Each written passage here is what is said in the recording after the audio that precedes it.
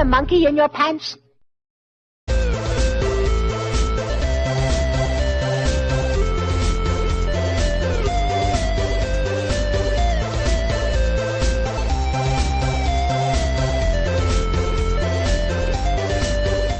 Well guys, it's the middle of January 2014. Oh, I'm getting old.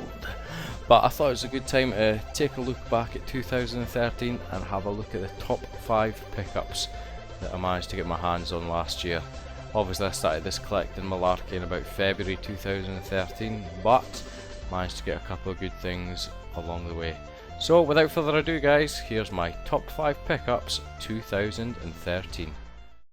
Number 5. In at number 5 we have my trusty CRT TV, Sony Trinitron. Now the reason that I've chose this in my pickups, couple of points. Number 1, it cost me absolutely nothing. Funnily enough, I was watching it on eBay for a while, watching it. I think it was at £20, it's quite local to me.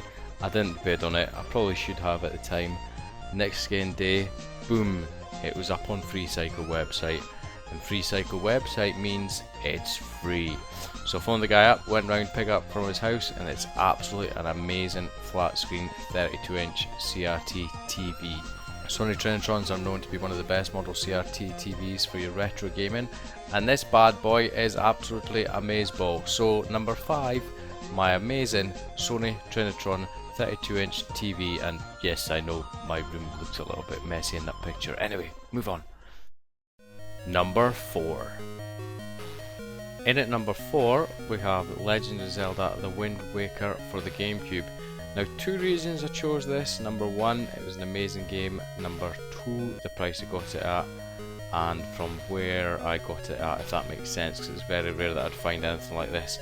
But basically I got Legend of Zelda The Windwaker for the GameCube. I think it was missing a disc from what I remember, the bonus discs or whatnot. It cost £1.50. £1.50.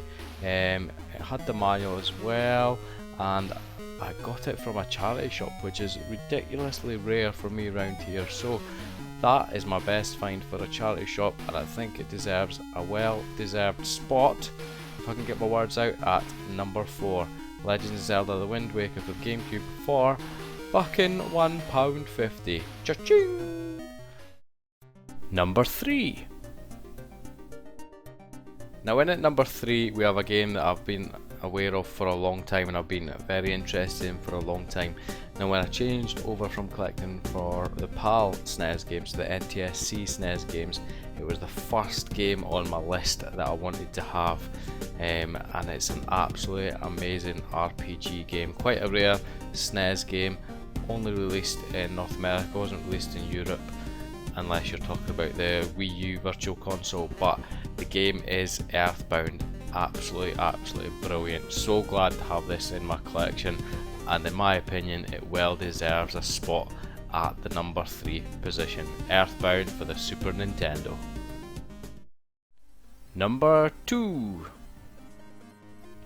In at number 2 was a pickup for one of my all-time favourite systems. I basically put an advert up on a local selling page and somebody got in touch with me saying they had various computers etc for sale. So I went and had a look. The main item of interest for me was the Amiga 1200. In the bundle I got an absolutely ridiculous amount of stuff. I got Amiga 1200, I got a 50 MHz accelerator card, I got 3 huge boxes of floppy disks, I got a CD-ROM attachment for the Amiga, I got lots and lots of CD32 games for it, various joysticks, light guns, various different mice. It was absolutely insane the amount of stuff that I got for it. It was worth quite a lot of money, and I managed to pick that up for £55, which was an absolute bargain. The CD32 games were worth in excess of £400. The accelerator card that was in the Amiga was worth about £150, so £55 for an awesome pickup for one of my all-time favourite systems. Oh, I was a happy boy.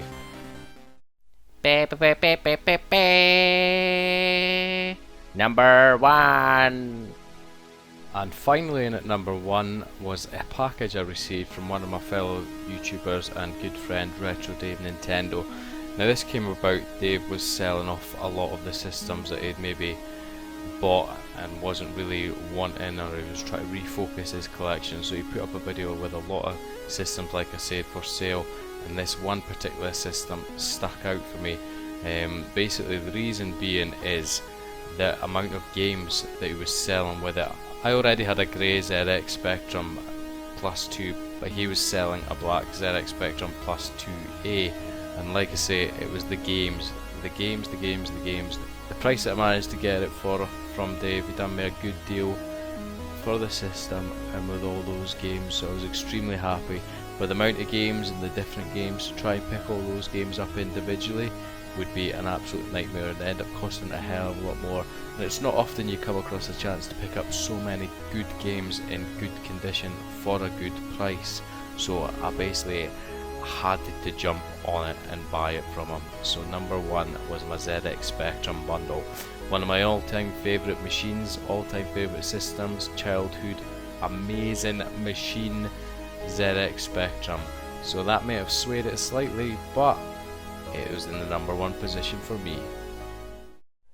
Right then folks, there we have it. That was my top 5 pickups for 2013.